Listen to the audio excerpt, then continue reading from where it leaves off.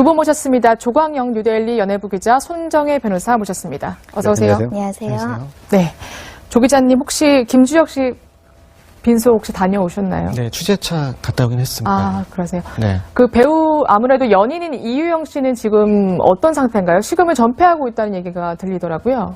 사실 뭐 직접 뵙진 못했는데요. 네. 이제 계속 계시다고 하더라고요. 30일 날 이제 오후에 비보를 전해 듣고 원래 이제 지방에서 촬영 중이셨는데 이제 네. 급하게 상경하신 이후에 계속 빈소를 지키고 계시다고 합니다. 근데 안타까운 것은 사실 밥이 넘어가겠습니까? 예. 그래서 사실 그 측근들의 말씀에 따르면 식음을 전폐하고 있다. 그리고 이제 보신 분들의 말씀을 들어보니까 계속 우시더라고 하더라고요. 예. 그래서 네. 상당히 좀 마음이 아팠던 그런 순간이었습니다. 예. 네. 김주혁 씨가 워낙 연예계의 평판이 좋아서 많은 분들이 왔다 조문을 했다고 하는데 옛 연인이었던 분 김지수 씨도 과거에 같이 나온 적이 많이 있었잖아요. 김주혁 씨하고 어제 그렇죠. 그 조문을 왔다고 하던데요. 어떻습니까? 네, 의리가 굉장히 있는 분이죠. 네. 김지수 씨. 2009년도 정도에 아마 헤어졌을 거예요. 예. 당시 여력이 한 길어 6년 정도 사귀었죠. 오래 사귀었네요. 오래 사귀었죠. 근데 이제 당시 헤어질 당시가 결혼 정년기였습니다. 그래서 김주혁 씨 고인께서 상당히 좀 미안했다는 말씀을 하신 적이 있어요. 근데 이제 사연이 좀 많이 있는데 그 아버지죠. 역시 돌아가신 김무생 씨. 예. 네. 김무생 씨도 굉장히 김지수 씨를 아꼈다고 해요. 아. 그래서 마치 친딸처럼. 그래서 사실상 며느리로 삼을 정도로 결혼을 안 했지만. 마음속으로는 이제 내 며느리다 이렇게 말을 하실 정도로 굉장히 친분이 두터웠는데 역시 김무생 씨가 이제 2005년도 정도에 돌아가셨죠. 네. 폐암으로. 그때도 직접 연결식에 찾아와서 오열을 쏟고 고인을 위로하는 그런 모습을 보이기도 했습니다. 그렇군요. 어제는 또 좋은 일도 있었고 또 이렇게 안타까운 일도 있어서 양쪽을 다, 그러니까 송중기, 송혜교 씨 결혼식도 다녀온 사람, 그리고 저녁에는 다시 또 빈소를 찾고 이러다 보니까 굉장히 이 감정 기복이 심했을 것 같아요. 표현하기도 어렵고. 1박 2일 팀 중에 이제 차태현 씨 같은 경우는 송송 커플 결혼식에도 참석하고 이 빈소에도 조문을 하다 보니까 아마 하루 종일 뭔가 조금 그 심정의 변화들이 굉장히 어려운 상황이 아닐까 싶은데요. 사실은 우리 국민들, 일반인들도 이런 좋은 소식을 뉴스로도 접하지만 이렇게 안타까운 죽음 앞에 애도하고 만감이 교차하는 하루가 아니었을까 싶은데요.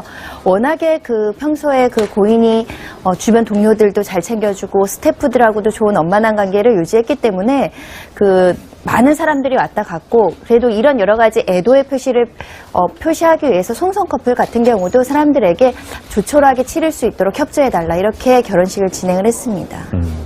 네. 그런데 이제 조문객들의 이렇게 발길이 이어지고 정말 전 국민이 좀 추모하고 있는 것 같은데 사망 원인은 사실상 지금 미공 속에 빠져든 상황입니다.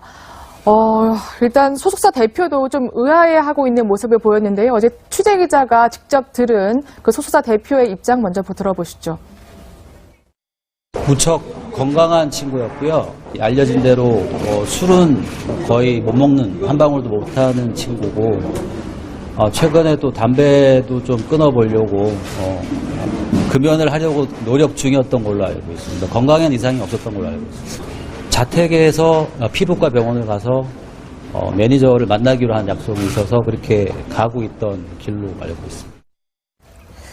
그러니까 직접적인 사연은 아무래도 이제 그 벽에 부딪히고 전복되면서 이제 생긴 두부 손상인데 그러면 그 많은 부분이 의아해하는 부분이 그러면 무엇이 김주혁 씨로 하여금 차가 그렇게 세게 달리게 했을까 그 직전에 이전에는 심근경색이 아닐까라고 했는데 이제는 그 심근경색도 약간 가능성이 좀 희박해 보이는 상황이거든요. 그렇죠. 국가수구공약에 따르면 네. 심근경색의 흔적이 나타나지 않았다고 합니다. 그러니까 그렇죠. 다른 이유가 있었다는 얘기죠. 일단 정확한 검사는 일주일 후 조직검사 결과 나온 이후에 사망 원인이 가림될 것으로 보여지는데 일단은 여러 가지 가능성이 제기되는데 오늘 오전에 동아일보가 아주 의미심장한 보도를 했죠. 예. 네. 김주혁 씨 한 지인의 어떤 인터뷰를 하셨는데 네. 그 취재진의 말에 따르면 한 달 정도 어떤 그 진정제 성분의 약물을 복용했다 예. 이런 주장을 했습니다. 물론 아직까지 확인되지는 않았지만 구체적인 얘기가 나왔어요. 예. 그 약병에 김주혁 씨 이름이 써 있고 복용 방법까지 예. 하루에 하나씩 먹어라. 30일치에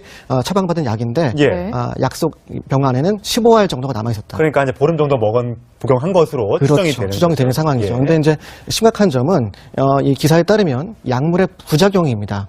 부작용을 제가 읽어보니까 쇼크가 올 수 있다고 하더라고요.